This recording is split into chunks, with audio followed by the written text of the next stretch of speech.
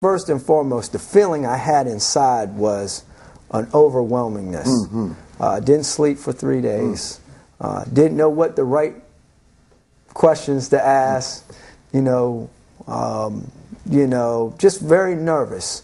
So I made sure that the meeting that we set up was in a public place. I wanted to control the environment. I didn't want it to become too emotional because this is already an emotional situation. And with that being said, set up a lunch date with her and told her to bring her strongest supporters with her to make her feel comfortable. And she said, okay. And I was 30 minutes late.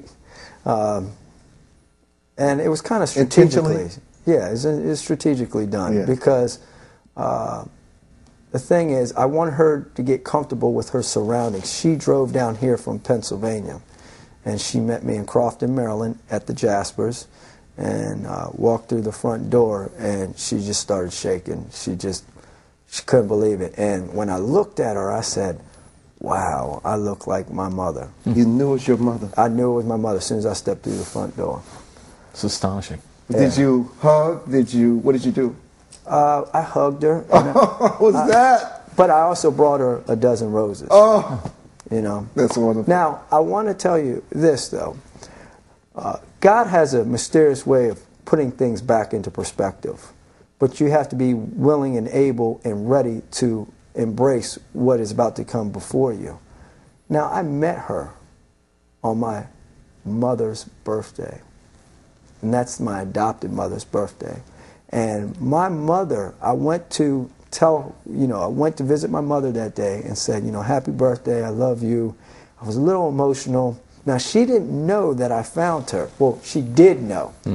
And she said to me, she said, the next day, because I felt like, I'd done something wrong. My mother raised me all this time, and here I am going to meet my birth mother. So you're feeling guilty. Feeling guilt. Yeah. And she looked me in the eye. She said, son, if I didn't think you were ready, you wouldn't have walked out that door.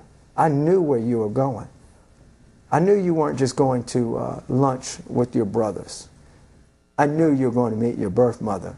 No one told me, but I could tell in your eye that that moment has come. She said, but I'm here to support you. And, I could still remember that feeling. Did your birth mother cry? She cried. Matter of fact, let me rewind. Rewind. Oh, David Modell. I'm sorry I didn't introduce David. That's all good. I'm so caught up in this today. Really. I wanted to tell. I think this is such an important story, and you are telling it so well. Thank you for that. We're going to come back for much more. Thank you. Whether it's their impact. Did you also learn who your biological father was? I did not have a chance to meet him. I learned about him and learned about that day. What did you learn about that day? Just learned, I can explain the horrific moment in detail. She was hitchhiking by Fort Bragg, North Carolina. She got in the car. There was a 1974 car, so of course you have bench seats at the time. She was sitting in the back. She was telling them to take her to a certain location, and they had two guys sitting in the front. The guy had one hand around the wheel, and the other guy was sitting in the passenger seat, and he leaned over and pistol whipped her. And when he pistol whipped her, the other gentleman jumped over across the seat and began to rape her. That's not a gentleman. Were these criminals? I don't know. I mean, obviously there was a criminal act, so... Did your mother tell you this story? So you're at the restaurant, speechless, emotional. Did she give you what you were looking for? Absolutely, she did to a certain degree. But when that moment happened, I learned that, for all these years, I wanted to know all this stuff. What happened, how it happened, why it happened. And then I realized that I saw a woman that was in pain for over 40 some odd years. Did she go on to have more kids? No. Your only child? Only child. Wow. Only child. But so your anger, and confusion, you come to this moment. This is a precipice moment in your life. Was there a relief? Was it a relieving moment of those emotions at that time, or did it still take you time to work through those emotions? It took time. Okay. It was a 2-year process. 2 years? After you met your mom. After I met my Do mom. you stay in touch with her? Yes. What kind of relationship now? It's a very strong relationship. I mean, is. she was actually very supportive of me, through my political run that I had. She actually donated to my campaign, and we talk all the time. Do you? Did she remarry? She remarried finally, and she actually adopted a child as well. She adopted? Yes. Wow. Yes. So she had a second chance at life, which is very important because we all need second and third chances in life. Was it because of the rape that she could never conceive again? She never really explained that to me. Certain things I wanted to be very sensitive on. I mean, after a woman pours out to you, that you're a product of this, I didn't want to keep on putting the thumb.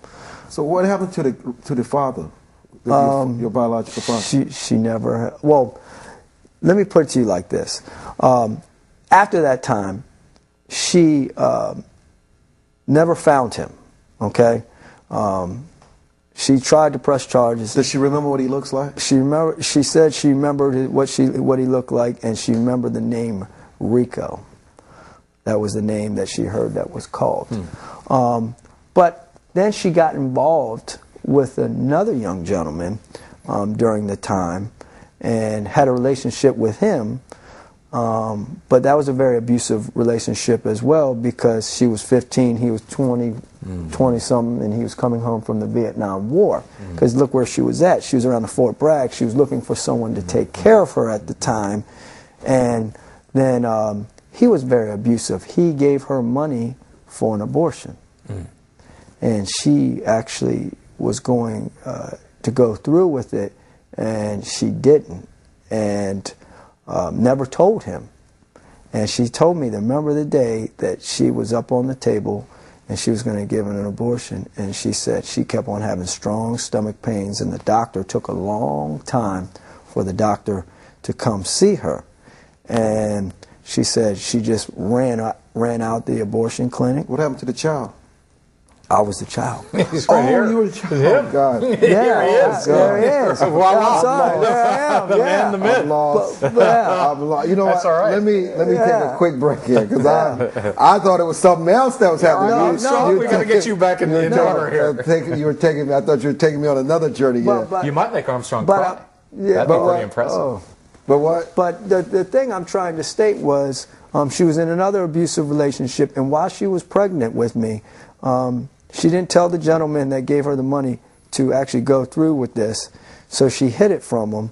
And when she was traveling through Fort Bragg, North Carolina to the Washington, D.C. Hold that. All right. He knows where I'm going. I don't want to interrupt that. We'll be right back. All right. Don't go away. I promise you we'll be back. Okay. For more information on The Armstrong Williams Show, please visit us at www.armstrongwilliams.com. There you'll find our syndicated column archive, and be sure to tune in daily to his live streaming radio broadcast from 4 to 5 p.m. by clicking on Listen To. And don't forget, check out Armstrong's weekly column every Monday in the Washington Times, page A4. Armstrong is now on Facebook.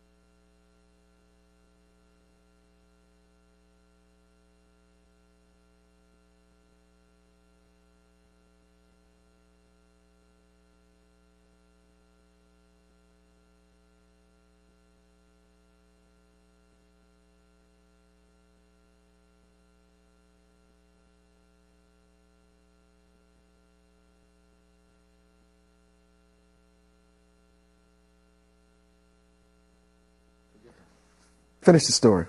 Okay, so through that time, she didn't tell him she had. She didn't tell him. This is another gentleman that she was seeing at the time, but she was trying to get away from him and move back with her family. And she was traveling through the Washington D.C. metropolitan area at the time, and they stopped off at a hotel. And she said that that day they got in a little argument, and he ended up beating her up while she was pregnant. And from that point, she remembers getting knocked out, and she said she woke up in the hospital, and that was my day. Oh my goodness! Has everything been forgiven? Oh, everything has been forgiven.